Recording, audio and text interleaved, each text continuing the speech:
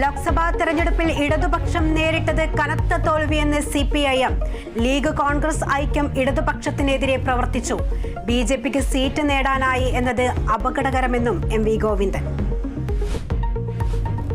Mananthavady MLA OR Kelu മന്ത്രിസഭയിലേക്ക്. പട്ടികജാതി ക്ഷേമ വകുപ്പ് മന്ത്രിയാകും. LDF മുന്നോട്ട് വെച്ച നയങ്ങൾ നടപ്പിലാക്കുമെന്ന് OR കേളു. വകുപ്പുകളിലും മാറ്റം. ദേവസ്വം VN വാസവനും പാർലമെന്ററി കാര്യം MB രാജേഷിനും. പെൻഷൻ വിതരണ തടസ്സം സഭയിൽ ഉന്നയിച്ചു പ്രതിപക്ഷം.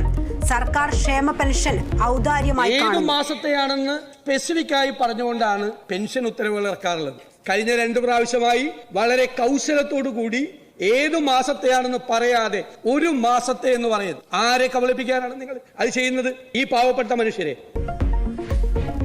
ഉത്തരവാദിത്തത്തിൽ നിന്നും സർക്കാർ വഴുതി മാറുന്നുവെന്നും വിമർശനം. സമയബന്ധിതമായി കുടിശ്ശികയും കൊടുത്തു തീർക്കുമെന്ന് മന്ത്രി KN ബാലഗോപാൽ. രാഷ്ട്രീയ മുതലെടുപ്പിന് പ്രതിപക്ഷ ശ്രമമെന്നും മന്ത്രി. തമിഴ്നാട് കള്ളക്കുറിച്ചി വിഷമദ്യ ദുരന്തത്തിൽ മരണം 36ആയി. 100-ലേറെ പേർ ആശുപത്രിയിൽ. ജുഡീഷ്യൽ അന്വേഷണം പ്രഖ്യാപിച്ച സർക്കാർ. മരിച്ചവരുടെ കുടുംബങ്ങൾക്ക് 10 ലക്ഷം രൂപ നഷ്ടപരിഹാരം. നീറ്റ് ചോദ്യക്കടലാസ് ചോർന്ന് ലഭിച്ചതായി മൊഴി. ബീഹാറിലെ വിദ്യാർത്ഥി പോലീസിന് നൽകിയ മൊഴി പകർപ്പ് പുറത്ത്.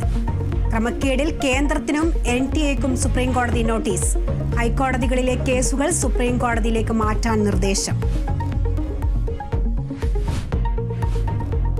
നിലപാടിൽ ഉറച്ചു K മുരളീധരൻ. KPCC UDF നേതൃയോഗങ്ങളിൽ പങ്കെടുക്കില്ല. പാർട്ടി യോഗങ്ങളിൽ പങ്കെടുക്കില്ലെന്ന് ആവർത്തിച്ചു മുരളീധരൻ. തൃശൂരിലെ തോൽവിയിൽ KPCC അന്വേഷണ കമ്മീഷൻ മുരളീധരന്റെ വീട്ടിൽ. KPCC നേതൃയോഗവും UDF യോഗവും വൈകിട്ട്. തിരുവനന്തപുരം മുതലപ്പുഴയിൽ വീണ്ടും മത്സ്യബന്ധന വള്ളം മറിഞ്ഞു. 5 തെങ്ങ് തൊഴിലാളിയായ മത്സ്യത്തൊഴിലാളി മരിച്ചു. 3 പേർ രക്ഷപ്പെട്ടു.